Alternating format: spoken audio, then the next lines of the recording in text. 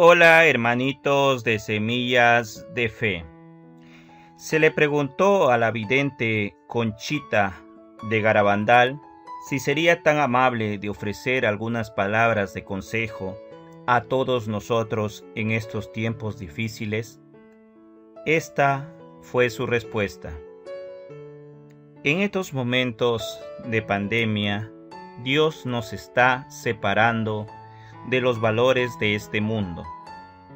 En el silencio de la iglesia o en nuestra casa, ahora podemos hacer un examen de conciencia para que podamos limpiar lo que nos impide escuchar la voz de Dios con claridad. Con sinceridad podemos pedirle a Dios que nos diga qué quiere de nosotros hoy y continuar haciéndolo todos los días. Aunque no creas, esta pregunta es muy importante. Y pasar el mayor tiempo posible con Dios en nuestros hogares, en nuestras familias y si puedes, en algún lugar en la iglesia en silencio. Él es todo lo que necesitamos en estos días. Aprovéchalo, hoy que tienes tiempo, hoy que estás en tu hogar. Hazlo.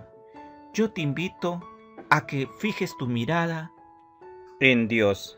Gracias, Conchita, por estas bellas palabras.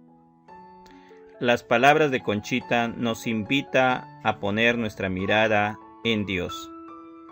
Hoy que tenemos tiempo, en nuestros hogares, en nuestras familias y en todo lo que nos rodea. Tú, querido hermano, tienes que estar seguro que Dios está contigo y ningún mal recaerá sobre ti. Y esa seguridad lo puedes encontrar en el Evangelio de Mateo, capítulo 28, versículo 20. El Señor nos dice, porque yo estaré contigo hasta el fin del mundo. Y si el Señor lo dice, tienes que confiar, querido hermano.